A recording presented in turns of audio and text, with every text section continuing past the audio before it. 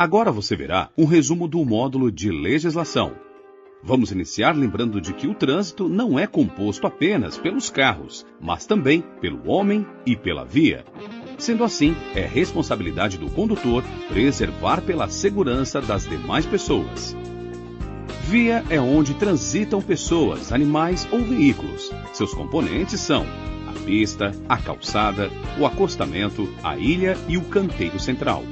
Assim, as regras estabelecidas pela legislação são válidas para ruas, avenidas, logradouros, caminhos, passagens, rodovias, estradas, praias abertas à circulação e vias internas de condomínios.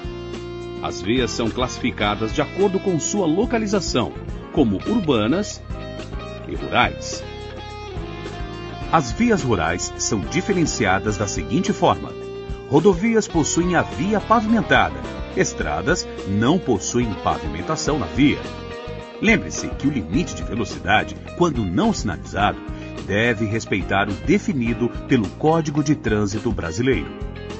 As vias urbanas são classificadas em via de trânsito rápido, possui o trânsito de veículos livre, sem obstrução, sem travessia de pedestres e sem terrenos em seu limite.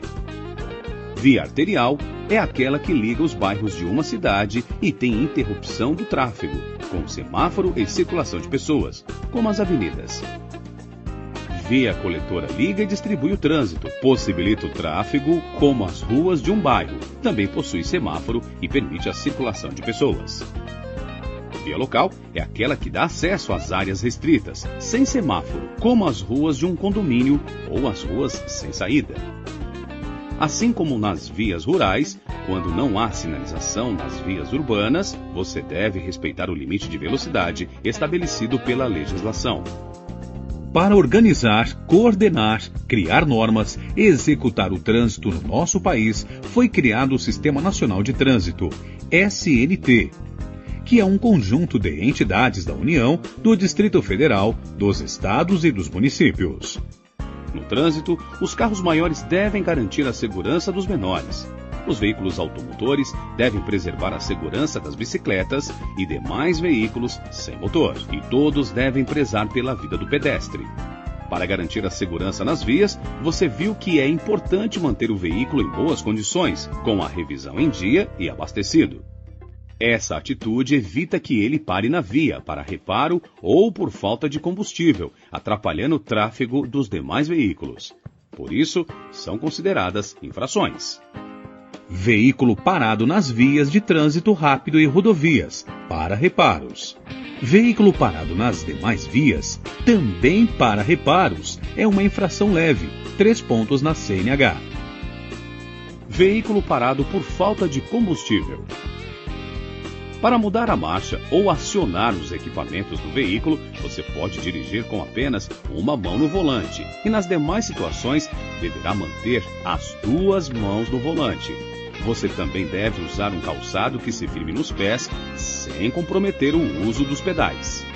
A circulação de veículos deve ser sempre pelo lado direito da via, com exceção de manobras sinalizadas. Conduzir na contramão é uma infração sujeita à multa respectiva. Na via de duplo sentido, é classificada como uma infração grave, 5 pontos na CNH. Na via de sentido único, é uma infração gravíssima, 7 pontos na CNH. O veículo deve sempre transitar na pista e utilizar as calçadas apenas para acesso às garagens, por exemplo. Transitar nas calçadas, passeios, passarelas, ciclovias e divisores da via é uma infração gravíssima, 7 pontos na CNH. E o valor da multa pode ser multiplicado 3 vezes. Da mesma forma, o uso da marcha a ré deve ser apenas para os casos de exceções em pequenas manobras que não tragam riscos à segurança.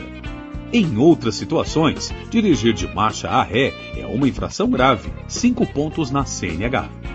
O mesmo cuidado deve ser tomado em cruzamentos. Você deve dirigir com a velocidade moderada para manter o seu veículo seguro e dar passagem para os pedestres e demais veículos que tenham direito à preferência.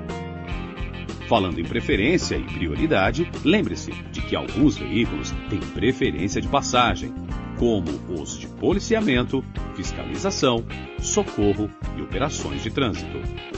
A mesma conduta segura deve ser mantida ao realizar ultrapassagens. Para isso, observe se é possível realizar mudança de faixa, reduza a velocidade e utilize a seta do carro para sinalizar aos outros condutores. Vimos também que, para garantir a segurança e fluidez do trânsito, é necessário respeitar as normas de sinalização para a parada e estacionamento do veículo. Os veículos são classificados de acordo com a atração, espécie e a categoria. Ou seja, é definido pela forma como ele se movimenta, para o que é usado e quem o utiliza. Para cada tipo de veículo, há uma categoria de habilitação específica. Ela pode ser autorização para conduzir ciclomotor de até 50 cilindradas e velocidade máxima de 50 km por hora. Categoria A, para dirigir veículo de 2 ou 3 rodas. Categoria B, para veículos de 4 rodas com peso bruto total de até 3,5 toneladas e com lotação de até 8 lugares, excluindo o do motorista. Categoria C, para veículos usados no transporte de carga, cujo peso bruto total seja maior do que 3,5 toneladas. Categoria D, para veículos usados no transporte de passageiros, cuja lotação exceda 8 lugares, e os veículos abrangidos nas categorias B e C. Categoria E, para todos os veículos das categorias B, C e D, além de combinação de veículos com lotação de mais de 8 lugares.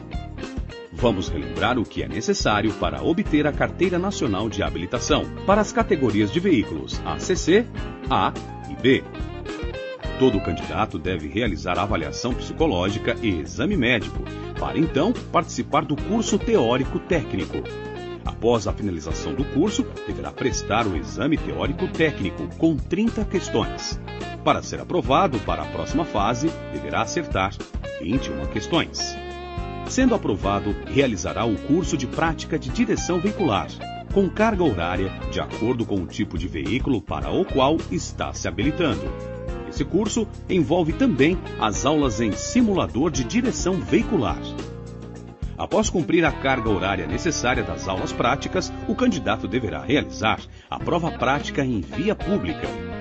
Caso seja reprovado no exame teórico ou prático, o candidato poderá remarcá-los após 15 dias. Para isso, deve entrar em contato com o CFC, Centro de Formação de Condutores, em que estiver matriculado. Aprovado no exame prático, o candidato receberá permissão para dirigir, PPD, é a carteira provisória, válida por 1 ano. Para obter a CNH definitiva, o condutor não poderá ter cometido nenhuma infração gravíssima ou grave e nem ser reincidente numa infração média. Cometendo infração, o condutor perderá a PPD e deverá retomar o processo a partir do exame médico e psicológico. Para ter valor legal, tanto a PPD quanto a CNH devem ser apresentadas originais e dentro do prazo de validade.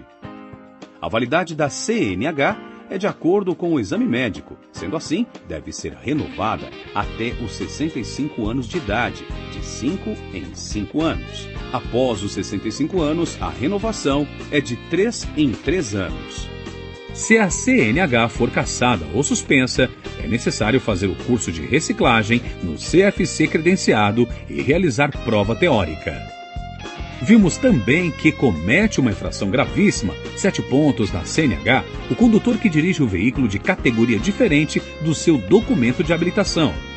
Por isso, para dirigir os demais veículos, é necessário fazer a mudança de categoria, respeitando os prazos e as regras para cada uma delas. Quando um condutor desrespeita uma lei de trânsito, ele comete uma infração. Cada infração assinala a penalidade a ser imposta, que pode ser advertência por escrito como medida educativa, multa conforme a gravidade da infração, suspensão do direito de dirigir, cassação da CNH ou da PPD, frequência em curso de reciclagem. As medidas administrativas auxiliam na imposição das penalidades e garantem a segurança do trânsito. São também aplicadas de acordo com a infração cometida. E podem ser retenção do veículo no local para regularização, remoção do veículo que impedir o trânsito, recolhimento da documentação como a CNH, PPD e CRLV, transbordo de excesso de carga, teste de dosagem de álcool no sangue, recolhimento de animais. É importante conhecer a sinalização viária, pois ela orienta os condutores e pedestres. A sinalização pode ser feita através de placas, pinturas na pista, semáforo, gestos do agente de trânsito e do condutor, sinalização sonora, apitos e outros dispositivos colocados na pista. Além disso, você viu que as suas atitudes diante de um acidente pode ser o diferencial entre salvar uma vida e ser condenado por um crime de trânsito. Assim, o condutor deve sempre socorrer a vítima de acidente e sinalizar o local, garantindo a segurança de todos. As leis de trânsito também preservam o meio ambiente, instruindo o condutor a cuidar da sinalização, a não jogar objetos nas vias e a manter a revisão do veículo em dia para evitar a emissão e vazamento de poluentes. Conheça a legislação de trânsito. Ela é importante para aumentar a segurança e organizar a circulação de pessoas, veículos, pedestres e demais usuários das vias.